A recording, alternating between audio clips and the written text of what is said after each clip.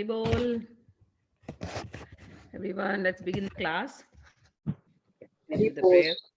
Hari Bol. Finish with the prayer. Hari Bol. Hari Bol. Hari Bol. Hari Bol. Hari Bol.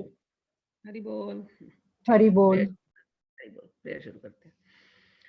जन्मादियस्य यतो अन्वयात् इतरस्त आर्थेष्व अभिज्ञस्वराट् तेने ब्रह्महृदाय आदिकवये मूयन्ति यत्सूर्यः तेजो वारिमृदां यथा विनिमयो यत्र त्रिसर्गो अमृषा धाम्ना स्वेन सदा निरस्तकुहकं सत्यं परं धीमहि धर्मः प्रोज्झितकैतवोऽत्र परमो निर्मत्सराणां सतां वेद्यं वास्तवमत्र व्यस्तु शिवदं तापत्रय उन्मूलनम् श्रीमद्भागवते मुनिकृते किं वा परेरीश्वरः सद्यो हृद्वरुध्यते अत्र कृतिभिः शुश्रूभिस्तत्क्षणात् यं प्रवजन्तम् अनुपेतकृत्यं द्वैपायनो विरहकातराजुभाव पुत्रेति तन्मयतया तर्वोऽभिनेन्दु स्तं सर्वभूतहृदयं मुनिमानतोऽस्मि नारायणं नमस्कृत्य नरं चैव नरोत्तमं देवीं सरस्वतीं व्यासं ततो जयमुदीरयेत् नष्टप्रायेषु भद्रेषु नित्यं भागवत सेवया भगवती उत्तम श्लोके भक्तिर्भवती नैष्टिकी. हम लोग पद्म पुराण युक्त जो महात्म्य है भागवत का उस पर हम लोग चर्चा कर रहे हैं. तो आज सेकेंड चैप्टर पे हम पहुंचे थे. फर्स्ट चैप्टर हो गया. सेकेंड एक minute, let me just connect my Bluetooth.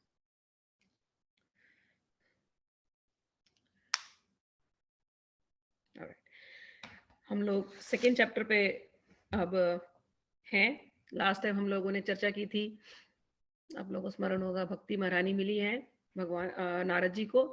उनके साथ उनके दो पुत्र हैं, ज्ञान और वैराग्य. भक्ति महारानी पुष्ट नहीं लग रही थी, वीक लग रही थी. तो उनका कारण नारद मुनि ने पूछा था और उन्होंने बताया कि उनकी क्या दशा हुई है. वो तो वृंदावन आकर के थोड़ी तो हेल्दी हो गई थी, लेकिन उनके पुत्र ज्ञान वैराग ठीक नहीं हो रहे थे.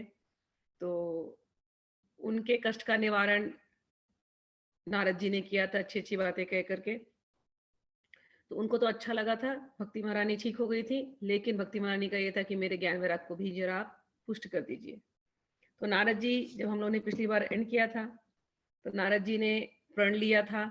नारद जी ने कहा था, कलिना सदृश कोपी युग नास्ति वरानने तस्मिन् त्वाम स्थापयिष्यामि गेहे गेहे वने वने. नारद जी ने कहा था कि देखो, कलयुग जैसा कोई युग नहीं है, है ना, जिसमें इतनी बुराइयां हैं, फिर भी कलयुग जैसा कोई युग नहीं है. इस युग में मैं तुम्हें हर घर में, सभी जनों में मैं तुम्हें स्थापित कर दूंगा. ऐसा कह करके उनको खूब अच्छी अच्छी बातें कही थी. और भी एक कहा था कि बहुत सहस्त्रों जन का जब किसी के अंदर पुण्य इकट्ठा होता है, तब उस व्यक्ति के अंदर भक्ति पैदा होती है, भक्ति प्रकट होती है. और आगे एक लाइन कही थी, कलौ भक्ति भक्ति भक्त्या कृष्ण पुरस्थिता. जहां पर भक्ति होती है, जिसके हृदय में भक्ति प्रकट हो जाए, उसके हृदय में भगवान श्री कृष्ण प्रकट हो जाते हैं. तो भक्ति की इतनी महिमा गाई थी और भक्ति को बहुत अच्छा लगा था. और भक्ति ने कहा था कि देखो नारद जी, धन्योस्मि, मैं बहुत धन्य धन्य फील कर रही हूँ इस समय, मुझे बहुत अच्छा लग रहा है. हाँ, और आपकी मेरे में निश्चल प्रीति है, इसलिए मैं सदा आपके हृदय में निवास करूंगी, मैं आपको छोड़ करके कभी नहीं जाऊंगी. उसके बाद उन्होंने फिर से कहा कि कृपा करके मेरे पुत्रों को भी चेतना दीजिए, इनको भी इस बात का बोध कराइए.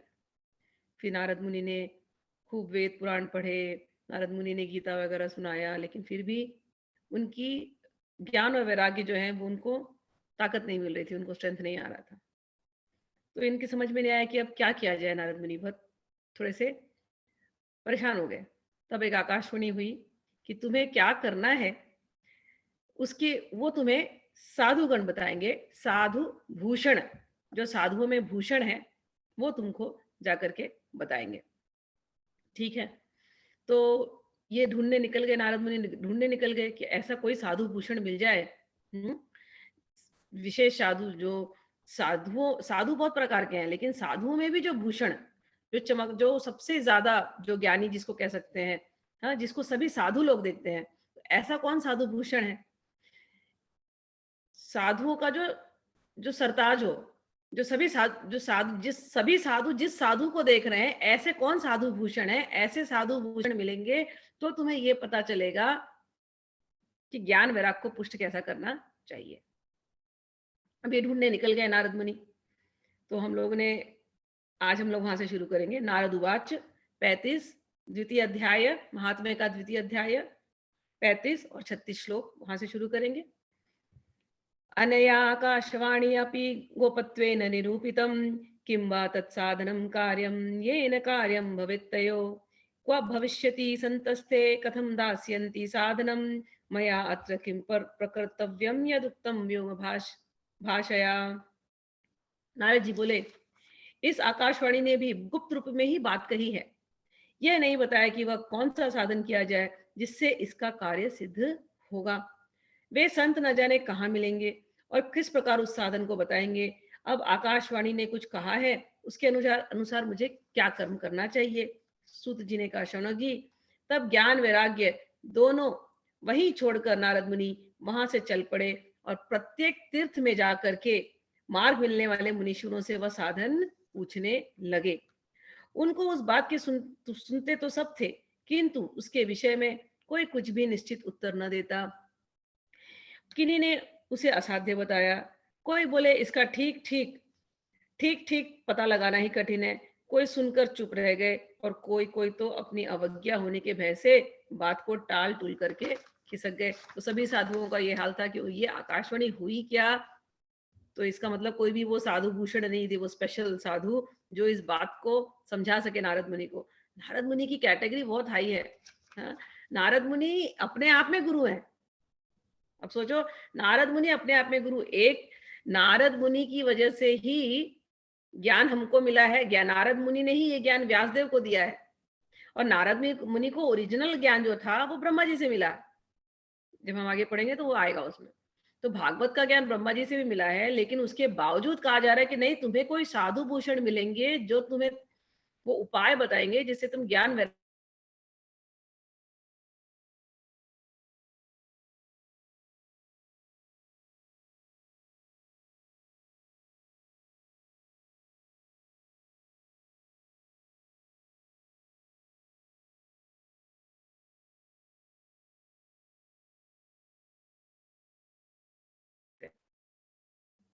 अच्छे लोग भी बुरे लोग भी उसको कहीं ना कहीं लाइक करेंगे ही करेंगे। नारद मुनि को देवता लोग भी पूजते हैं। साधु भूषण मिलेंगे के बाद भी लॉस्ट योर वॉइस। कि नारद मुनि स्वयं साधु हैं, बड़े उच्च कोटि के साधु हैं। नारद मुनि ने कितनों को ज्ञान दिया है, इनको ज्ञान कोई देगा तो ऑर्डिनरी तो साधु वो हो ही नहीं सकते जो इनको ज्ञान दे सके, इनको समझा सके। नारद मुनि स्वयं कितनों के गुरु हैं। नारद मुनि के गुरु ब्रह्मा जी, ब्रह्मा जी से भागवतम सुनी उन्होंने। उसके बावजूद यहाँ कहा जा रहा है नहीं, तुम्हें कोई साधु भूषण मिलेंगे, वो तुम्हें वो ज्ञान देंगे। नारद मुनि ने खुद कितनों को ज्ञान दिया है। भागवतम जब हम पढ़ते हैं तो समझ में आता है। नारद मुनि, साधु के अंदर जो क्वालिटी होती है, साधु को सब लोग लाइक करते हैं। उसका स्वभाव इतना अच्छा होता है, निर्मल होता है, निश्चल होता है। साधु के अंदर एक क्वालिटी नेचुरल आती है। क्या नेचुरल आती है? वो दूसरे के लिए कंपैशनेट होता है, दूसरे के लिए करुणामय होता है। उसको अपने से कुछ लेना देना नहीं, अपनी आसक्ति से उसको कुछ नहीं है। सच में साधु की ये नेचर है, स्वभाव है। अब नारद मुनि ये जो कर रहे हैं, किसके लिए कर रहे हैं? अपने लिए थोड़ी कर रहे हैं। वो तो, उनको किसी से आसक्ति नहीं है। हाँ, उनको दुख है कि ज्ञान वैराग्य को थोड़ा सा ताकत मिलनी चाहिए, तो ज्ञान वैराग्य के लिए कर रहे हैं, भक्ति के लिए कर रहे हैं। नारद मुनि दूसरों के लिए करते हैं। साधु का ये स्वभाव है, वो लोक कल्याण के लिए करता है। साधु करुणामय होता है, साधु को पर दुख दुखी, उसको लगता है संसार के लोग अगर दुखी हो रहे हैं तो ऐसा मैं क्या करूं कि जिससे ये सही रास्ते आ जाए, जिससे इसके जीवन में सुख आ जाए। नारद मुनि में वो क्वालिटी है। बड़े उच्च कोटि के साधु है नारद मुनि। दैत्य लोग भी पूजते हैं उनको, देवता लोग भी पूजते हैं उनको। देवताओं में तो उनका पूजा है ही। नारद मुनि वाल्मीकि जैसे, वाल्मीकि को वाल्मीकि बनाया, उनके हर प्रकार के शिष्य हैं। अगर आप भागवतम पढ़े तो हर प्रकार के शिष्य हैं। वाल्मीकि, चलो बोलेंगे हम लोग वृद्ध शिष्य हैं। व्यास देव वृद्ध शिष्य हैं, ओल्ड पीपल। बच्चों को उन्होंने साधु बना दिया। प्रहलाद जी को साधु बना दिया। ध्रुव जी को 5 साल की उम्र में साधु बना दिया। प्रहलाद जी को तो पेट में ही ज्ञान दे दिया, माँ के पेट में, कैदू के पेट में ही ज्ञान दे दिया था प्रहलाद जी को। तो बच्चों को साधु बना दिया। जो नारद मुनि के संपर्क में आया वो भगवान का हो गया। कहने का अर्थ ये है, साधु के संपर्क में आप आओगे, संतों के संपर्क में आओगे, वो आपको भगवान का रास्ता दिखा देंगे, भगवान से आपको मिला देंगे। फिर आप बच्चे हो या बूढ़े हो, उससे क्या फर्क पड़ता है। नारद मुनि वो है। फिर दक्ष के 11,000 पुत्र थे, रजिस्टर्ड ऑफिशियली उन्होंने वैरागी बना दिया।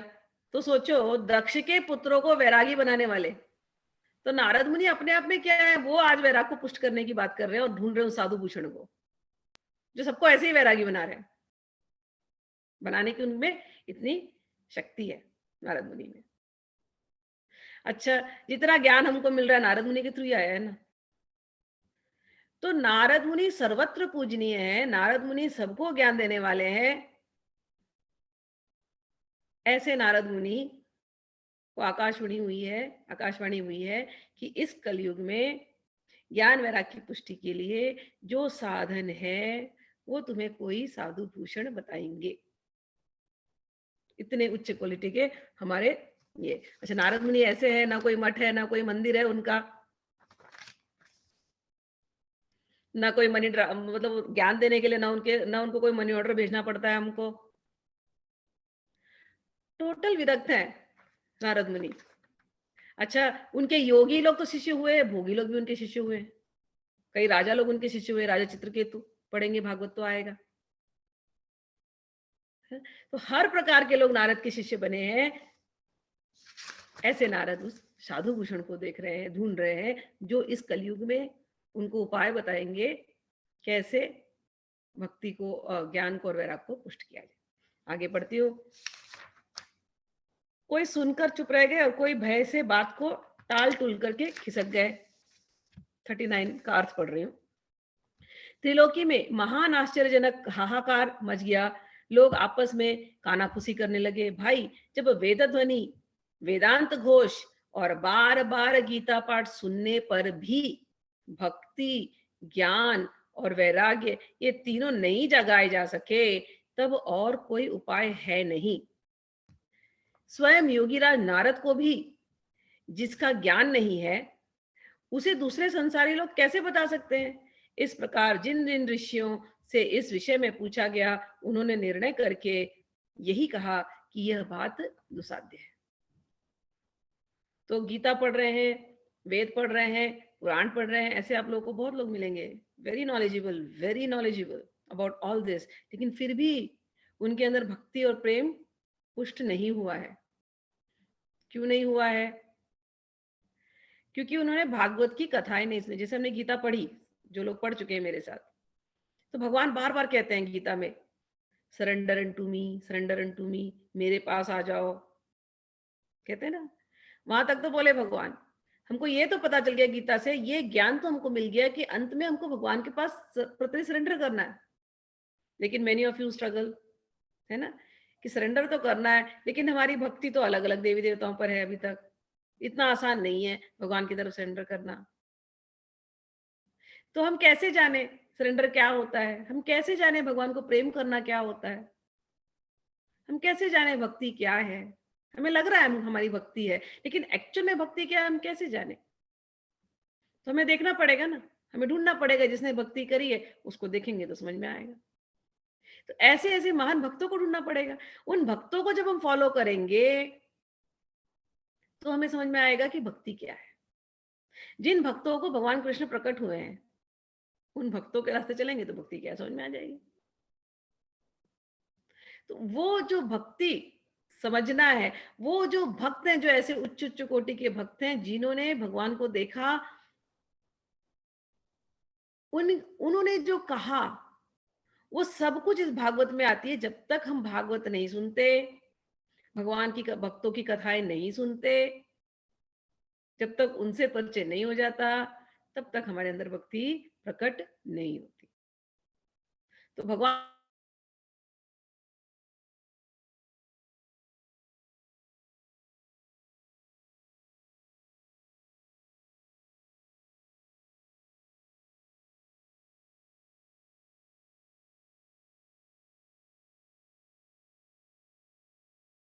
रिवाइव कर रहे हैं वापस से इस चीज को। जिन्होंने हाँ, जिन्होंने नारद वो जैसे सब जिन्होंने सबको सब कुछ दिया है, वो जाकर के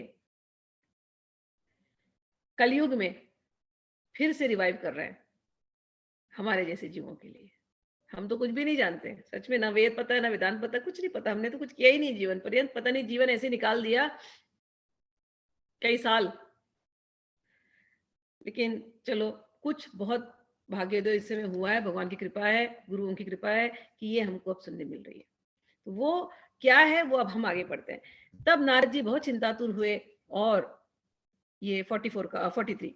तब नारद जी बहुत चिंतातुर हुए और बद्रीवन में आए ज्ञान वैराग को जगाने के लिए। वहां उन्होंने यह निश्चय किया, मैं तप करूंगा। इसी समय उन्हें अपने सामने करोड़ों सूर्यों के समान तेजस्वी सनकादि मुनीश्वर दिखाई दिए। उन्हें देखकर वे मुनि श्रेष्ठ कहने लगे। नारद उवाच इदानीं भूरि भाग्येन भवब्धि संगमो भवत् कुमारा ब्रुवतां शीघ्रं कृपां कृत्वा ममोपरि भवन्तो योगिनः सर्वे बुद्धिमन्तो बहुश्रुताः पञ्चहायन संयुक्ताः पूर्वेषामपि पूर्वजा सदा वैकुण्ठनिलया हरिकीर्तन तत्पराः लीलामृतरसोन्मत्ताः कथामात्रैकजीवनः हरिशरणमेवं हि नित्यां येषां मुखे वचः अतः कालसमादिष्टा जरायुष्मान्न बाधते येषां भ्रूभृङ्गमात्रेण द्वारपालौ हरे पुरा भूमौ निपतितौ सद्यो यत्कृपातः पुरं गतौ अहो भाग्यस्य योगेन दर्शनं भवतामिह अनुग्रहस्तु कर्तव्यो मयि दीने दयापरः। दयापरहे। नारद जी ने कहा, महात्माओं, इस समय बड़े भाग्य से मेरा आप लोगों के साथ समागम हुआ है। आप मुझ पर कृपा करके शीघ्र ही साधन बताइए। आप सभी लोग बड़े योगी, बुद्धिमान और विद्वान हैं। आप देखने में 5-5 वर्ष के बालक से जान पड़ते हैं, किंतु है पूर्वजों के भी पूर्वज। मैंने आप लोगों को फोटो भेजा चारों का और नाम के साथ भेजा, तो दर्शन कर लेना। उनके गुण क्या है? कहते हैं दिखने में छोटे ही लगते हैं, हमेशा बच्चे के जैसे दिखते हैं। अच्छा, उनमें गुण क्या है? आप लोग सदा वैकुंठ धाम में निवास करते हैं। ब्रह्मा के पहले पुत्र हैं चारों, हमेशा वैकुंठ धाम में ही निवास करते हैं। और एक गुण है उनके अंदर। क्या गुण है? निरंतर हरि कीर्तन में तत्पर रहते हैं। इनके मुंह से एक मंत्र हमेशा चलता है, हरि शरणम हरि शरणम हरि शरणम हरि शरणम हरि शरणम हरि शरणम। ये मंत्र इनके मुख से हमेशा चलता है। ये 5 अक्षर का मंत्र है, सिंपल सा मंत्र है, हम सब गा सकते हैं इसको। तो ये यहाँ पर दिया गया, इस वर्ड को, इस मंत्र को दिया गया क्या। और उनके अंदर गुण क्या है? निरंतर हरि कीर्तन में तत्पर रहते हैं, भगवान लीला मृत का रस स्वादन कर सदा उसमें उन्मत्त रहते हैं, और एकमात्र भगवत कथा ही आपके जीवन का आधार है। नारद जी उच्च कोटि के साधु, और उनके सामने अभी साधु भूषण प्रकट हुए। साधु भूषणों की क्वालिटी क्या होती है? जो साधु भूषण होते हैं उनकी क्वालिटी ये है, निरंतर। निरंतर मतलब always, forever, without any breakage of timing, रुकना नहीं। उनके मन में हमेशा भगवान का नाम चलता ही रहता है, मुख से भगवान की नाम चलती ही रहती है, और उनका निरंतर भगवान की लीलाओं में चिंतन चलता ही रहता है। भगवान के लीला अमृत, कथा को क्या कहा याद है आप लोगों को, हम लोगों ने चर्चा की थी। कथा क्या है? अमृत है। अमृत क्या होती है? जो आपको अमर बना दे, अमृतत्व की तरफ ले जावे। देवता जो अमृत लेते वो नहीं है, उसको भी देवता आए थे तो सुखदेव जी ने मना कर दिया, बोला नहीं तुमको नहीं दूंगा कथा अमृत। देवता इतने लालची थे कि स्वर्ग का अमृत दे और रेडी कि तुम दे दो परीक्षित को, हमको कथा अमृत दे दो। तो कथा अमृत है। कथा कथा नहीं है, कहानियां नहीं है। आज तक हम इसको कहानी सोचते थे, तो कहानी सोचेंगे तो फिर निकल जाएगा, उसका मेन सोल निकल जाएगा। ये अमृत है, ये जो आपको अमृतत्व दे दे, जो आपको अमर बना दे। मैं बार बार कहती हूँ, अमृत को समझना। मृत क्या होता है? ऑल द टाइम थिंकिंग, हर बार ये सोचना मैं ये शरीर हूं, तो ये शरीर तो मरने वाला है, ये मृत। लेकिन जिस दिन इस शरीर से हम ऊपर उठ गए, हमारा ध्यान ऊपर उठ गया शरीर से, वो अमृत। हम अपने रियल सेल्फ को जान गए, अपने आत्म तत्व को समझ गए, वो अमृत। वो आत्म तत्व को समझने के लिए वो अमृत कहां से आएगी? वो कथा अमृत से। कथाएं क्या है? भगवान के लीलाओं का स्मरण करना। तो इतने बड़े महान नारद जी, व्यास जी, और अब किसका नाम लिया? सनत कुमारों का नाम लिया। ये लोग भी क्या कर रहे हैं? वही काम कर रहे हैं। तो अगर जहां गीता में भगवान ने छोड़ा कि हमेशा, भगवान ने हर चैप्टर में कहा है ना, आप लोग मेरे साथ जो लोग करें, हर चैप्टर में भगवान ने कहा है मन मना भव मत भक्तो, मेरे भक्त बन जाओ, मुझे याद करो, मुझे नमस्कार करो। तो कैसे करें भैया? जैसे ये संतगण कर रहे हैं, जैसे ये साधु भूषण कर रहे हैं, ऐसे करना है। निरंतर नाम लेना है भगवान का। क्या नाम है? चलिए आज तो आप लोगों को नाम तो बहुत है भगवान के। जब हम लोग गीता पढ़ रहे थे, कृष्ण नाम था, ऋषिकेश नाम था, कितना सारा नाम लिया था हमने, पार्थासारथी भगवान का, कितने सारे नाम है ना। अच्छा, यहाँ पर हरि शरणम बोल दिया, क्लियर। जो हरि कीर्तन में तत्पर हैं, ऐसे जो लोग होते हैं वो साधु भूषण है। भगवान की लीलाएं जो करते हैं वो साधु भूषण है। और जिनके जीवन का आधार, हमारे जीवन का आधार क्या है? हमारे जीवन का आधार है वो धन प्रॉपरली कमा लो, इन्वेस्टमेंट कर दो, रिटायरमेंट फंड्स है कि नहीं, अच्छा हमारा परिवार क्या है कि नहीं। हमको कोई प्रॉब्लम होती है ना, पहले हम ये सब देखते हैं। हमने इनको अपने जीवन का आधार बना के रखा है, पिलर्स, एंकर्स। लेकिन जो साधु भूषण है, जो साधु कैटेगरी है, उनका आधार क्या है भैया? उनका आधार तो भैया भगवत कथा, भगवान का निरंतर चिंतन। उन्होंने भगवान को अपना आधार बना करके रखा है और भगवान की कथाओं में अपने आप को लगा करके रखा है। उसी में से वो स्ट्रेंथ ड्राइव करते हैं, उसी में से उनको जीवन जीने, उनको स्ट्रेंथ मिलती है, उसी में शांति, उसी में आनंद। हम में और उनमें अंतर ही ये है। हमें आनंद हमारा परिवार, हमारे मित्र, हमारा जो सोशल सर्कल, उसमें मिलता है, जबकि वो आनंद नहीं है। वो हर व्यक्ति, हमको बोलते हैं ना, हर व्यक्ति के साथ थोड़ी थोड़ी किचकिच होती है, हमें लगता है वहीं पर शांति है, लेकिन वो शांति कब अशांति में बदलती पता भी नहीं चलता। लेकिन जो भगवान की भक्ति में रहता है, जो भगवान की कथाओं में रहता है, निरंतर शांति का अनुभव करेगा, निरंतर आनंद का अनुभव करेगा, वो साधु होता है। और जो आनंद का अनुभव करेगा, उसके आसपास बैठने वाले सभी उसके आनंद का अनुभव करते हैं। तो ये साधु भूषण है। अब दो बड़े उच्च कोटि के साधु मिले हैं, एक नारद मुनि और एक सनकादि, चारों। I am losing audio, Sumita का आया, आई एम वेरी सॉरी, मुझे नहीं पता चल रहा है how to fix this, but I try to fix it, but लोग मुझे कहते हैं कि जूम की प्रॉब्लम है, but I don't know. I hope मुझे बताना जहां पर मिस हो गया, तो I will try to repeat that again. Okay, चलिए, मैं कह रही थी कि दो उच्च कोटि के साधु मिले हैं, एक सनकादि और एक नारद मुनि। अब उनके बीच में ये चर्चाएं हो रही हैं। आप लोगों को एक नाम भी मिला आज, पंचाक्षर मंत्र भी मिला है, वो है हरि शरणम। तो आज ही से आप लोग ये गाने शुरू कर देना। जो लोग सोने जाएंगे, हरि शरणम हरि शरणम हरि शरणम हरि शरणम गाते रहना। जो लोग काम पे रहेंगे गाते रहना। ये एक क्वालिटी अपने में डेवलप करना, हरि शरणम गाते रहिए, ठीक है। अच्छा, हरि शरणम, भगवान ही हमारे रक्षक हैं। यह वाक्य सदा आपके मुख में रहता है। इसी से काल प्रेरित वृद्धावस्था भी आपको बाधा नहीं पहुंचाती।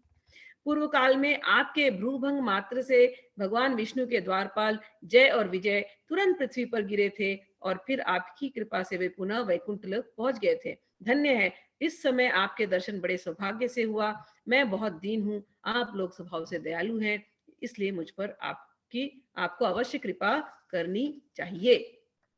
बताइए, आकाशवाणी ने जिसके विषय में कहा था वह कौन सा साधन है और मुझे किस प्रकार उसका अनुष्ठान करना चाहिए। आप इसका विस्तार से वर्णन कीजिए। भक्ति, ज्ञान और वैराग्य को किस प्रकार सुख मिल सकता है और किस तरह इनको प्रेम पूर्वक सब वाणी में वर्णों में प्रतिष्ठित किया जा सकता है। कुमारा ऊचुः मा चिंतां कुरु देवर्षे हर्षं चित्ते समावहः उपायः सुखं साध्यो अत्र वर्तते पूर्व एव हि। अहो नारद धन्योऽसि विरक्तानां शिरोमणिः सदा श्रीकृष्णदासानां गृणीर्योग भास्करः। सनकादियों ने नारद जी से कहा, चिंता मत करो नारद जी। और एक वर्ड यूज किया नारद जी के लिए, क्या? विरक्ता नाम शिरोमणि, कि आप तो शिरोमणि हैं विरक्तों के, आप तो धन्य है नारद जी। तो तारीफ की, प्रेस किया। हे देवर्षि, आप चिंता न करो, मन में प्रसन्न हो। आपके उनके उद्धार का एक सरल उपाय पहले से ही विद्यमान है। नारद जी, आप धन्य हैं, आप विरक्तों के शिरोमणि हैं, श्री कृष्ण दासों के शाश्वत पथ प्रदर्शक एवं भक्ति योग के भास्कर हैं। आप भक्ति के लिए जो उद्योग कर रहे हैं वो आपके लिए कोई आश्चर्य की बात नहीं समझनी चाहिए। भगवान के भक्त के लिए तो भक्ति की सम्यक स्थापना करना सदा उचित ही है। ऋषियों ने संसार में अनेकों मार्ग प्रकट किए हैं, किंतु वे सभी कष्ट साध्य हैं और परिणाम में प्राय स्वर्ग की ही प्राप्ति कराने वाले हैं। अभी तक भगवान की प्राप्ति कराने वाला मार्ग तो गुप्त ही रहा है। उसका उपदेश करने वाला पुरुष प्राय भाग्य से ही मिलता है। आपको आकाशवाणी ने जिस सत्कर्म का संकेत किया है उसे हम बतलाते हैं। आप प्रसन्न और समाहित चित्त होकर के सुनिए। नारद जी, द्रव्य यज्ञ तपो यज्ञ योग यज्ञ तथा परे स्वाध्याय यज्ञ यज्ञश्च ते तु कर्म विसूचकः सत्कर्म सूचको नूनं ज्ञान यज्ञ स्मृतो बुधैः श्रीमद्भागवतालापः स तु गीतः सुखादिभिः भक्ति ज्ञान विरागाणां तद्घोषेण बलं महत्। नारद जी कहते हैं, नारद जी, द्रव्य यज्ञ, तपो यज्ञ, योग यज्ञ और स्वाध्याय रूप ज्ञान यज्ञ, ये सब तो स्वर्गादि की प्राप्ति कराने वाले कर्म की ओर संकेत करते हैं। पंडितों ने ज्ञान यज्ञ को ही सत्कर्म, मुक्तिदायक कर्म का सूचक बना है। वह श्रीमद् भागवत का पारायण है, जिसका गान शुक आदि महानुभवों ने किया है। उसके शब्द सुनने से ही भक्ति, ज्ञान और वैराग्य को बड़ा बल मिलेगा। इससे ज्ञान वैराग का कष्ट मिट जाएगा और भक्ति को आनंद मिलेगा। सिंह की गर्जना सुनकर जैसे भेड़िया भाग जाते हैं, उसी प्रकार श्रीमद् भागवत की ध्वनि से कलयुग के सारे दोष नष्ट हो जाते हैं। तो सबको तोल करके, आपको याद होगा पहले भी ब्रह्मा जी ने सभी साधनों को तोला था। कलयुग में ज्ञान यज्ञ, तप यज्ञ, ये सब अलग अलग यज्ञ मेंशन किए। द्रव्य यज्ञ और स्वाध्याय यज्ञ, ज्ञान यज्ञ करते हैं हम लोग, उस सब को तोला। लेकिन ये सब का जो वजन, एक तराजू में इनको रखा और दूसरी तराजू में भक्ति को रखा, कहे भक्ति भागवत को रखा, कहा भागवत यज्ञ जो है, भागवत पारायण जो है, इसकी समता कोई नहीं कर सकता। सेम चीज सनकादि बोल रहे हैं। बाकी सब आप करेंगे, अच्छी बात है, कीजिए, लेकिन ये सब आपको स्वर्ग तक लेके जाएंगे, ब्रह्मलोक तक लेके जाएंगे। लेकिन जब हम गीता पढ़े थे तो गीता में समझ गए थे अच्छी तरह से, स्वर्गलोक तक भी जाकर के आपको चिन्हे पुण्य मृत्यु लोकम विशंति, स्वर्गलोक तक भी जाएंगे फिर भी आपको नीचे आना पड़ता है। तो रियली यदि किसी को परमानेंटली, जो भगवान कह रहे हैं ना गीता में, यद गत्वा न निवर्तन्ते तद धाम परमम मम, जिस धाम में यदि आपको परमानेंटली पहुंचना है, जिसको मोक्ष कहा या मुक्ति का धाम बोलो, तो वो तो केवल भागवत पारायण से ही होने वाला है। और सभी लोग ये बात बोल रहे, बड़े बड़े, मतलब अब ये सनकादिक के मुख से आ रही, तो अब और किससे, इनसे बड़े और क्या, किसके पास जाकर के पूछे, है ना। तो इन्होंने डायरेक्टली बोल दिया कि भागवत पारायण भगवान की कथा है। तो हम जीवों को क्या करना चाहिए? Faith, we have to have faith. ये शब्द प्रमाण है, ये भगवान के मुख से डायरेक्टली आए हैं। तो इन शब्द प्रमाणों को विश्वास करके इसके ऊपर चलना चाहिए। आगे कहते हैं 63, तब प्रेम रस प्रवाहित भक्ति करने वाली भक्ति ज्ञान और वैराग को साथ लेकर प्रत्येक घर और व्यक्ति के हृदय में क्रीड़ा करेगी। नारद उवाच, नारद ने कहा, मैंने वेद वेदांत की ध्वनि और गीता पाठ करके उन्हें जगाया, किंतु फिर भी भक्ति ज्ञान और वैराग्य तीनों नहीं जगे। ऐसी स्थिति में श्रीमद् भागवत सुनाने से वे कैसे जगेंगे? क्योंकि उस कथा के प्रत्येक श्लोक और प्रत्येक पद में वेदों का ही तो सारांश है। आप लोग शरणागत वत्सल हैं तथा आपका दर्शन कभी व्यर्थ नहीं होता, इसलिए मेरा यह संदेह दूर कर दीजिए। इसमें बहुत बड़ी एक बात कही है भगवान नारद जी ने कि देखो, लोगों को नेचुरली गीता पाठ, वेद, पुराण ये सब पढ़ने में अच्छा लगता है, क्योंकि उसमें ज्ञान की बातें होती है, लॉजिक की बातें होती है, इंटेलिजेंस की बात होती है, निर्विकार, निर्विशेष, निर्गुण उस भगवान की चर्चा होती है। जो बहुत कॉम्प्लिकेटेड बातें होती है वो सब उनके अंदर होती है। और लोगों को जैसा उनका जीवन कॉम्प्लिकेटेड है, ऐसी उनको लगता है भगवान तो उससे भी कॉम्प्लिकेटेड होना चाहिए ना। तो जितनी कॉम्प्लिकेटेड बात है वो पढ़ते हैं, एंड में कुछ मिलता नहीं है, लेकिन पढ़ने में पता नहीं क्या अच्छा लगता है। तो अब वो कॉम्प्लिकेटेड हाईली लॉजिकल बातें, हाँ, उसके आगे भगवान की कथा, जैसे मैंने कहा ना, वो रूपक सुनेंगे, अरे भक्ति भक्ति अपने 2 पुत्रों के साथ आ गई, सुनने में अजीब लगेगा। आगे सुनोगे धर्म बैल के रूप में आ गए, सुनने में अजीब लगेगा। It doesn't seam logical, isn't it? अभी गोकर्ण की कथा आएगी, गोकर्ण उसमें भी वो गाय आधे मनुष्य, ऐसे गाय के जैसे कान है गोकर्ण के, ऐसा लिखा है उसके अंदर। तो जब हम ये सुनते हैं, हम लोग जो so called logical, highly learned people, intellectual people of the modern world, modern society, जब हम ये बुक्स पढ़ते हैं तो इनमें ऐसे ऐसे जब कैरेक्टर्स आते हैं तो हमें लगता है व्हाट, ये क्या है, ये क्या कथा है, ये सब स्टोरीज है, ये सब ऐसे ही बस कहानियां बना दी है। ऐसा नहीं होता। लेकिन द ब्यूटी इज, जो तो इंक्विजिटिव है वो इन कथाओं में घुसते वेद के सार को पालेगा। और जिसको इंटरेस्ट नहीं है, वो कथा, वो पहला कुछ पेजेस पढ़ते ही उसको इंटरेस्ट खत्म हो जाएगा, छोड़ के भाग जाएगा। बनाए ऐसा इसको रियली, जिनके अंदर कहीं ना कहीं वो डिजायर स्ट्रांग थी, आप सब लोगों का इंटेंट वो था, इसीलिए ऐसा माहौल बना है, चाहे मेरा इंटेंट, आपका इंटेंट, कि हम सब साथ में बैठ करके इसको सुन रहे हैं और इसको समझने की कोशिश कर रहे हैं। नहीं तो बहुत जल्दी से मन हटेगा और आप निकल जाओगे। ये जर्नी बहुत बड़ी है। जैसे गीता मैं आपको बोलती थी 700 श्लोक हैं, प्लीज पेशेंटली कंटिन्यू करो, 3 से 4 महीने में खत्म हो जाएगी। All of you did it. वो 700 श्लोक और ये 18,000 श्लोक, it will take good time, it will require lot of patience इस जर्नी में जाना।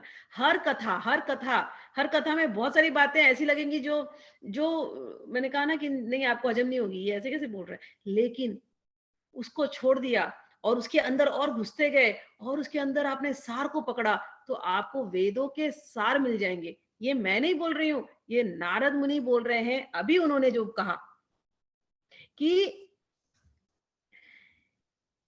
नारद मुनि कह रहे हैं ना, देखो ऐसी स्थिति में श्रीमद् भागवत सुनाने से वे कैसे जगेंगे, क्योंकि उस कथा के प्रत्येक श्लोक में, नारद मुनि कह रहे हैं, इन कथाओं के प्रत्येक श्लोक और प्रत्येक पद में भी तो वेदों का सारांश है। अब सोचो, what is more smart decision, 4 वेद निकाल लो, 18 पुराण पढ़ो, वो स्मार्ट डिसीजन है कि एक भगवत गीता पढ़ लो अपने आप में परफेक्ट, और श्रीमद् भागवत पढ़ लो, हो गया, यू गॉट इट ऑल। दसानंद फल खाने से मतलब है ना, फल खा लो, रस भरा फल खा लो, वो अपने आप में भागवत है। तो नारद मुनि ने ये बात कही यहाँ पर कि ये भागवत कथा में सभी वेदों का सारांश है। ऑलराइट, आगे कहते हैं सनकादियों ने कहा, श्री वेदोपनिषदां सारज्जाता भागवती कथा अत्युत्तमा ततो भाति पृथक भूता फलाकृतिः। बहुत अच्छे श्लोक है, बहुत अच्छी बातें कर रहे हैं, सुनना। आमूलाग्रमृतस्तिष्ठस् नास्ते न स्वाद्यते तथा स भूय संपृथक भूतः फले विश्व मनोहरः यथा दुग्धे स्थितं सर्पिन् स्वादायोपकल्पते पृथक भूतं हि तत्कव्यं देवानां रसवर्धनम् इक्षुणामपि मध्यान्तं शर्करा व्यापतिष्ठति पृथक भूता च चामिष्टा तथा भागवती कथा इदं भागवतं नाम पुराणं ब्रह्म संहितं भक्ति ज्ञान विरागाणां स्थापनाय प्रकाशितम्। सनकादि क्या कहते हैं? श्रीमद् भागवत की कथा तथा वेद और उपनिषदों के सार से बनी है, सार से। इसलिए उनसे अलग उनकी फलरूपा होने के कारण वह बड़ी उत्तम जान पड़ती है। देखो, एक पेड़ हो तो पेड़ का यूजफुलनेस कब है? जब वो फल देता। आम का पेड़ लगाया, और आम का पेड़ का यूजफुलनेस कब है? वैसे तो आम का पेड़ यूजफुल है, नो डाउट, उसकी छाया यूजफुल है, सब कुछ यूजफुल है, बहुत बहुत बर्ड्स को मतलब जगह देगा, सब कुछ है। लेकिन उसका मेन यूज कहाँ है? जब वो आम उसमें से आएगा, जब वो आम आप खाओगे। तो पेड़ की यूजफुलनेस उसके फल में है। तो ये बाकी के वेद पुराण सब पेड़ के जैसे हैं, और उसका फल वो श्रीमद् भागवत। फल खा लिया तो पेड़ क्या करता है? वो जमीन में रहता है और सारा न्यूट्रिशन लेता है, सारा न्यूट्रिशन जमीन से ले लेता है, सूर्य से न्यूट्रिशन लेता है, वाटर से न्यूट्रिशन लेता है, वर्षा से न्यूट्रिशन लेता है, हवा से लेता है, सब कुछ लेकर के फिर वो न्यूट्रिशन लेकर के आके फल के रूप में आ जाता है, और आप खाते हो, सारा न्यूट्रिशन आपके अंदर पोषण हो जाता है आपका। तो भागवतम फल है। सारे वेद पुराणी अलग अलग हैं, उनका फल अगर कुछ है, उनका सार अगर कुछ है, वो सार युक्त फल, जिससे सारा नरिशमेंट आपकी भक्ति को भी मिल जाएगा, आपके ज्ञान को भी मिल जाएगा, आपके वैराग्य को मिल जाएगा। वो नरिशमेंट वो श्रीमद् भागवतम है। तो ये फल है। आगे क्या है कि जिस प्रकार रस वृक्ष की जड़ से लेकर शाखाग्र पर्यंत रहता है, किंतु इस स्थिति में उसका आस्वादन नहीं किया जा सकता। मतलब ये जो न्यूट्रिशन आया है फल के अंदर, ट्री के अंदर भी वो न्यूट्रिशन तो सब जगह है। अगर वो ट्री के मेन स्टेम से निकल न्यूट्रिशन नहीं गया, अगर रूट्स ने जमीन से न्यूट्रिशन मिनरल्स नहीं खींचे, जो भी न्यूट्रिएंट्स है, मिनरल्स को नहीं खींचा, पानियों को नहीं खींचा, रूट खींचती है, फिर ट्रंक में ले जाती है, फिर उसके बार्क्स में जाता है, फिर बार्क में जाकर के पत्तियों में जाता है, पत्तियों में जाकर के फ्लावर्स में जाता है, फ्लावर्स में जाकर के फिर फ्रूट में आता है। तो न्यूट्रिशन तो सब जगह है। बट क्या हम उसके आम के लकड़ी को खा सकते हैं क्या? आम के बाग को खा सकते हैं क्या? नहीं खा सकते। पत्तियों को खा सकते हैं क्या? नहीं खा सकते। आम को खाने में ही तो आनंद है ना। तो ऐसे ही सारे वेदों में, सारे उपनिषद में, सारे पुराण में, सारे संगीताओं में सब कुछ लिखा है, लेकिन वो रस, जो रस इसमें है, ये रस भरा फल है, वो उनमें नहीं प्राप्त। तो you have come to the final conclusion, ये ऐसा है भागवत। ओके, और बहुत जल्दी आ गए हम लोग, कलयुग में और कुछ करने की जरूरत नहीं है, कह रहे हैं। इसलिए किंतु इस स्थिति में उसका आस्वादन नहीं किया जाता। जब अलग प्रकार का फल जब अलग होकर फल रूप में आ जाता है, तब संसार में सभी को प्रिय लगने लगता है। दूध में, दूसरा एग्जांपल दे रहे हैं, दूध में घी रहता है, किंतु उस समय उसका अलग स्वाद नहीं मिलता। वही जब उससे अलग हो जाता है, तब देवताओं के लिए भी स्वादवर्धक हो जाता है। तो दूध के अंदर घी है ना, लेकिन दिखता तो है नहीं। लेकिन जब अलग मिल्क का सार, जब वो अलग हो जाता है तो उसमें स्वाद आता है और लंबा चलता है, तो वो घी, तो घी की जैसा है। और एक एग्जाम्पल दिया, खांड ईख के और छोर और बीच में भी व्याप्त रहती है, तथापि अलग होने पर उसकी कुछ और ही मिठास होती है। शुगर, ईख होता है शुगर केन, तो शुगर केन में सब में शुगर है। हम शुगर को केन को दांत से खींचते हैं, फिर उसको चबाते हैं, फिर उसमें से शुगर का जूस निकलता है, फिर खाते हैं, फिर उसको छिलका को बाहर फेंकते हैं। It is entirely sweet, sugar cane is very sweet. लेकिन वही शुगर केन के जूस को निकाल करके उसको गुड़ बना दो तो लंबा चलेगा और आप कभी भी खा सकते हो। You don't have to wait for the season to come. और उतनी मेहनत करके खींचो, फिर दांत को दुखाओ, फिर छीलो, फिर करने की जरूरत नहीं है।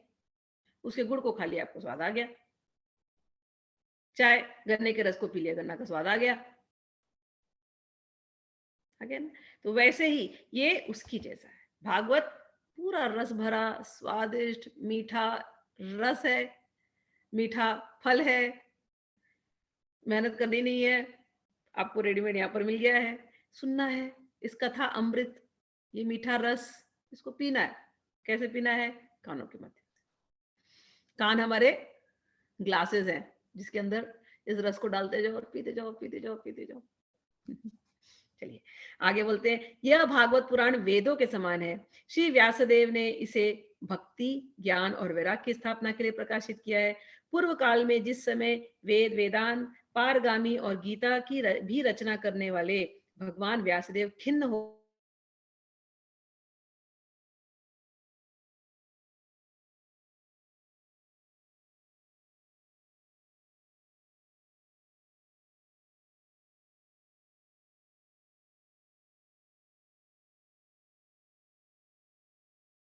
पुराण ही सुनाना चाहिए। नारद जी ने कहा, नारद व्यासदेव, भगवान हाँ, व्यासदेव कि आपने भगवान व्यासदेव को ही ये ज्ञान दिया था।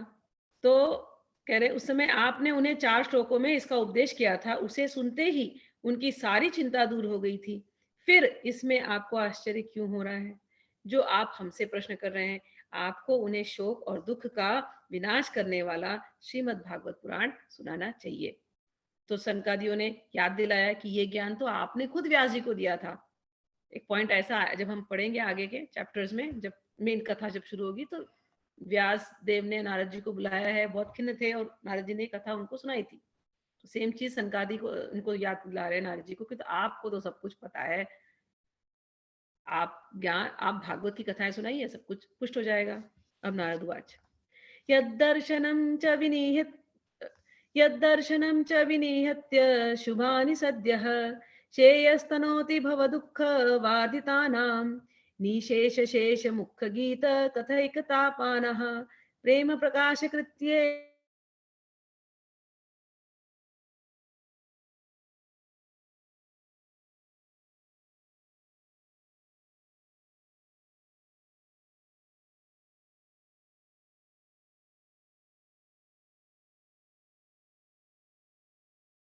के सहस्त्र मुखों से गाए हुए भागवत कथामृत का ही पान करते हैं।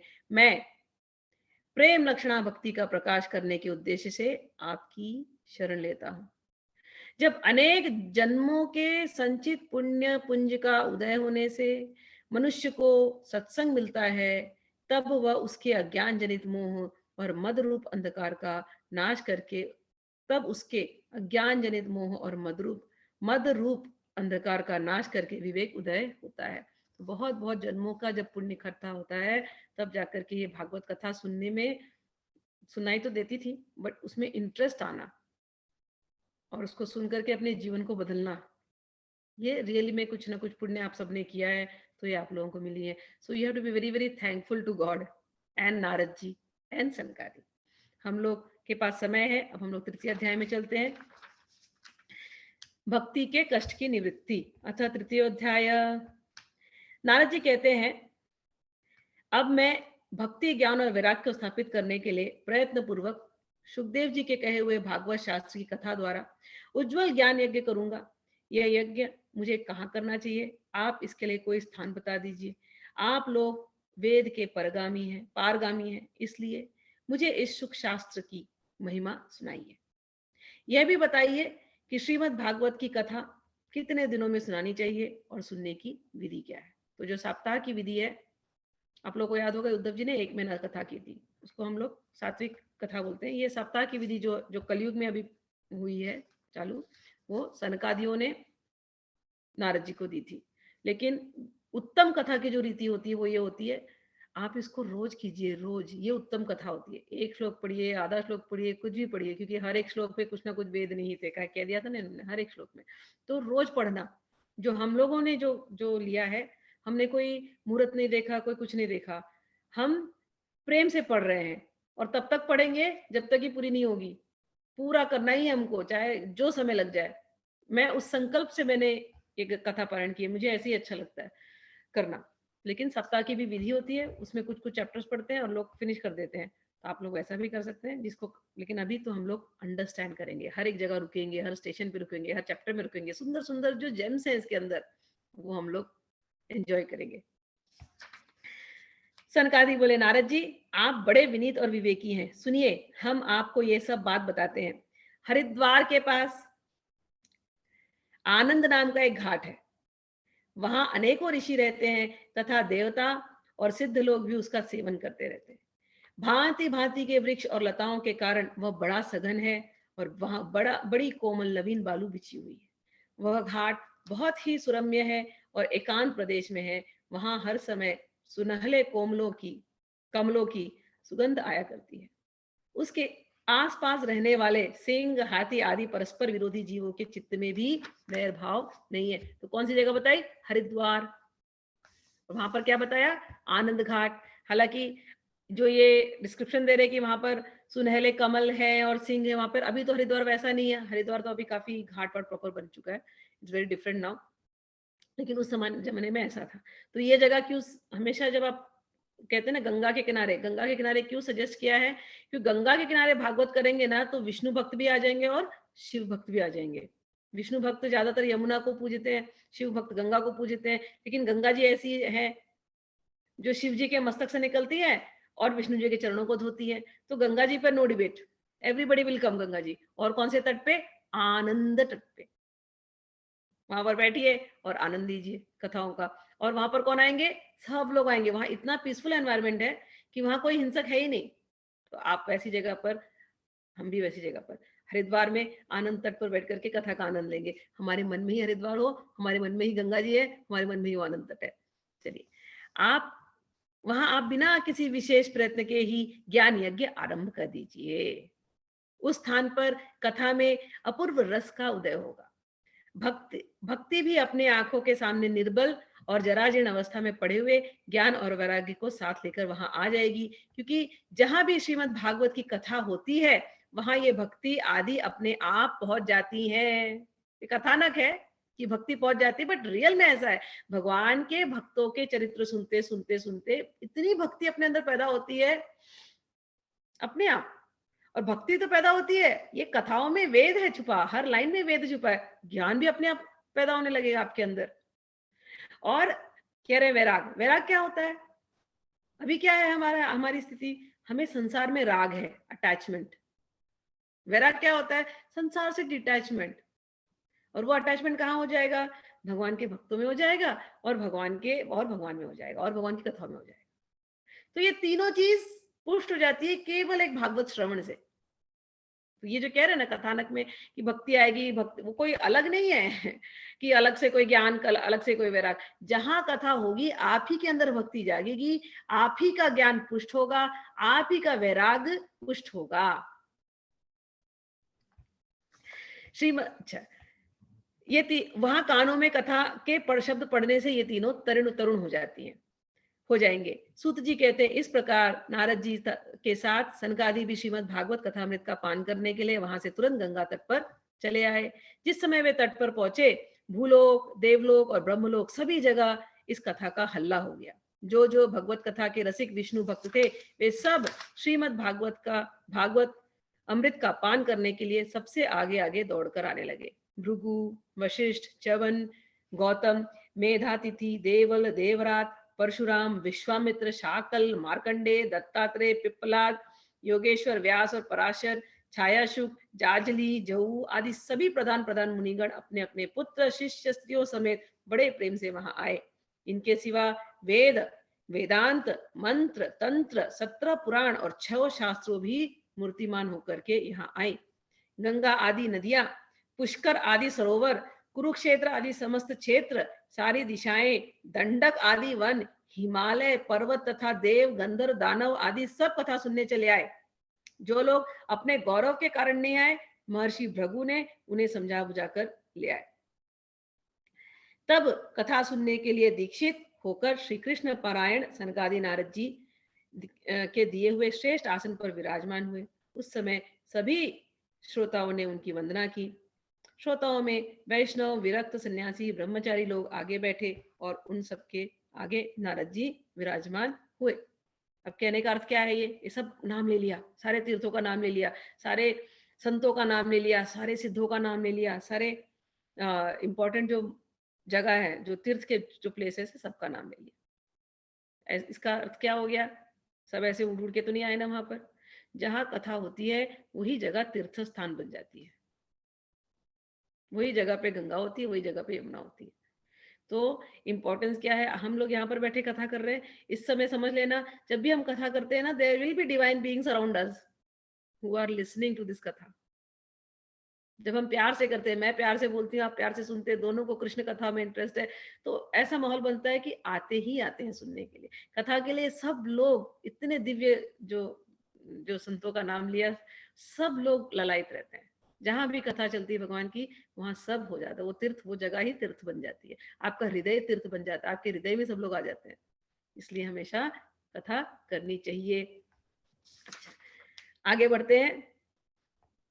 मैं सीधा कुमार ऊचू पे चलती हूँ, सूत जी पे कहती हूँ। सूत जी कहते हैं, सूत उवाच 23, इस प्रकार पूजा समाप्त होने पर सब लोग एकाग्रचित्त हो गए। तब सनकादि ऋषि महात्मा नारद को श्रीमद् भागवत का महात्म्य स्पष्ट सुनाने लगे।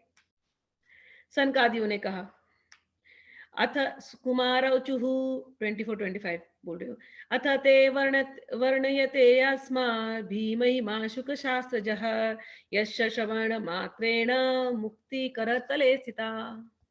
कह रहे हैं कि सनत कुमार उन्होंने शुरू किया, बैठे हैं, और नारद जी बैठे हैं, और सब सिद्ध लोग बैठे हैं, सब तीर्थ वहां पर हैं, सब लोग इकट्ठे हैं, और हम भी वहां पर बैठे हैं। अब वाणी चली है और कहते हैं, सुकुमार जो सनकादि कहते हैं, कुमार उच्चुहु, कुमार कहते हैं कि भागवत कथा, ये जो शुक शास्त्र है, बार बार इसका नाम क्या दिया है? एक नाम शुक शास्त्र, शुकदेव जी के मुख से निकला हुआ जो शास्त्र है। शुकदेव जी कौन है? शुकदेव जी व्यास देव जी के पुत्र है। तो शुकदेव जी के मुख से जो ये भागवत शास्त्र जो निकला है, ये अब मैं तुम्हें सुनाता हूं। मैं आप लोगों को हम आप लोगों को सुनाते हैं। इसको सुनने मात्र से मुक्ति करतले स्थिता, आपके हाथों में रहेगी। मुक्ति के लिए कितने सारे मेथड्स है ना हमारे मॉडर्न वर्ल्ड में। लोग मेडिटेट करते हैं, ध्यान लगाते हैं, सांस को रेगुलेट करो, फिर आपको लिबरेशन मिलेगा, निर्वाण मिलेगा, षट चक्रों को जगाओ, न जाने। We know so many methods in the modern world, thanks to Google and thanks to so many gurus on YouTube. हाँ, लेकिन यहाँ पर क्या क्या बोल रहे हैं? अरे मैं तुम्हें शुक शास्त्र सुनाता हूँ। कौन बोल रहे? कोई यूट्यूब पे गुरु नहीं है, विश्व के गुरु साधु भूषण सनकादि। कौन सुन रहे? नारद, व्यासदेव के पुत्र बोल रहे हैं, मैं वो शास्त्र तुमको सुनाता हूं, इसको सुनाने से मुक्ति तो हाथों में रहेगी। इसके श्रवण मात्र से मुक्ति हाथ में लग जाती है। और आगे कहते हैं, बहुत सुंदर बात कहते हैं, सदा सेव्या श्रीमद् भागवती कथा। सदा सदा ऑलवेज ऑलवेज इस भागवत कथा का तुम श्रवण करो। यस्याह श्रवण मात्रेण, जिसके स्मरण मात्र से क्या होता है? हरिश्चित्तम समाश्रयेत। हरि भगवान साक्षात कहां आकर के बैठ जाते हैं? चित्त में। चित्त में आके, आपके हृदय में आकर के, भगवान तो हमेशा हृदय में है, लेकिन वो प्रकट हो जाते हैं। आप अभी तक भूले हुए हैं, वो हृदय में है। गीता में सुना था, भगवान बोले मैं सभी के हृदय में रहता हूँ अर्जुन, है ना। ईश्वर सर्वभूतानां हृदयेशे अर्जुन तिष्ठति, कहा है ना भगवान ने। अब हृदय में है तो एक्सपीरियंस कैसे करे? तो सनत कुमार बोल रहे हैं, सदा सेव्या श्रीमद् भागवतीम कथा, सदा इस कथा का तुम सेवन करो, सदा इस कथा का सेवन करो। क्या होगा? यस्याः श्रवण मात्रेण, जिसके स्मरण मात्र से हरिश्चित्तम समाश्रयत, हरि आपके चित्त में आ जाएंगे। आगे कहते हैं, इस ग्रंथ में 18,000 श्लोक और 12 स्कंद हैं। 18,000 श्लोक्स और 12 स्कंद, 12 पार्ट्स। तथा सुखदेव और राजा परीक्षित का संवाद है। आप यह भागवत शास्त्र ध्यान देकर सुनिए।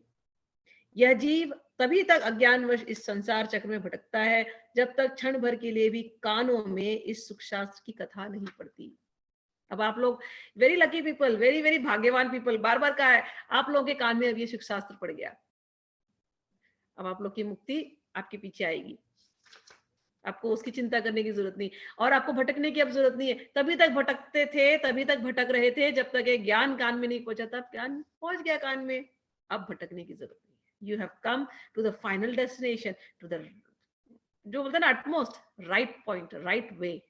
अब गोल गोल नहीं घूमोगे, ट्रस्ट करना पड़ेगा। अब आप एक चीज समझना, मैं नहीं बोल रही हूँ, ये समझ में आया ना। You have to rise above the human figure. ये बोलने वाले कौन है? नारद जी बोल रहे हैं। बार बार अपने दिमाग को याद दिलाना। भले माध्यम मुझे ले लिया, लेकिन बोलने वाले नारद जी। आपका कनेक्शन नारद जी से होना चाहिए।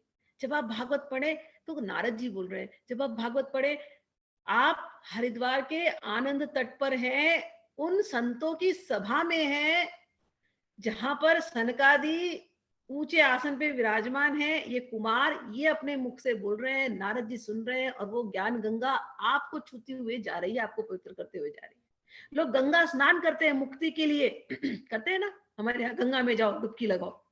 रामकृष्ण परमहंस चिढ़ाते थे, बोलते लोग सोचते अपने पाप को मिटाने गंगा में जा रहे हैं।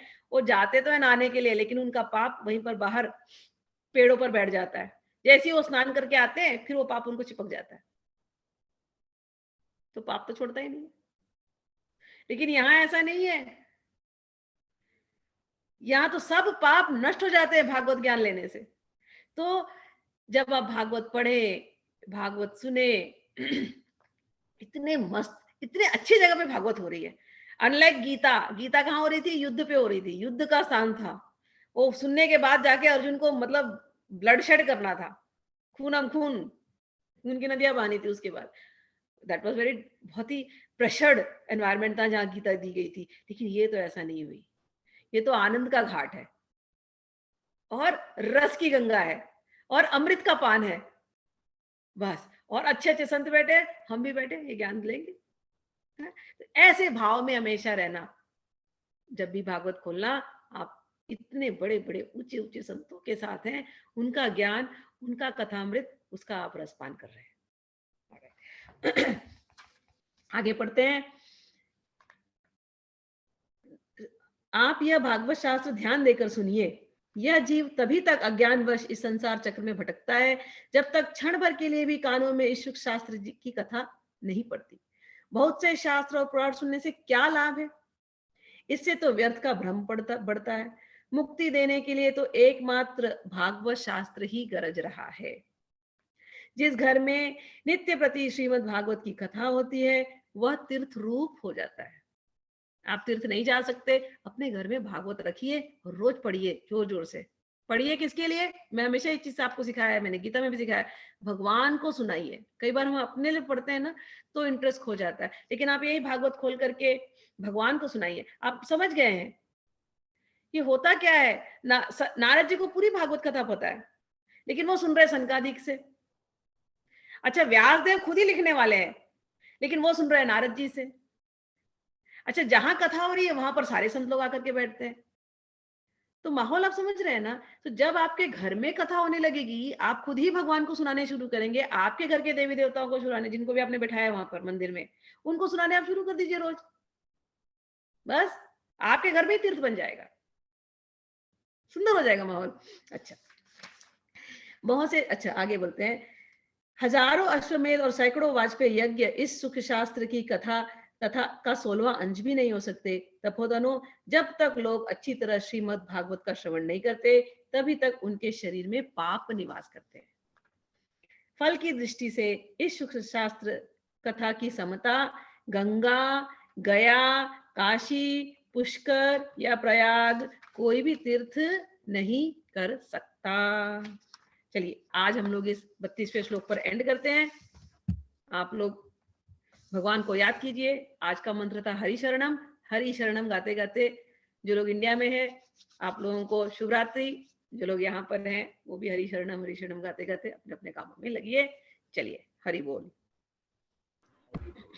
हरी बोल। आपको भी शुभ रात्रि। हरि अच्छा, बोल। आपके वहाँ तो सुबह है, गुड मॉर्निंग, सुप्रभात। हाँ, हरि शरणम। हाँ, सुप्रभात। आपको थैंक यू। सुप्रभात। Thank you. हरि बोल। हरि बोल। हरि बोल। हरि हरि बोल। हरि बोल। हरि बोल।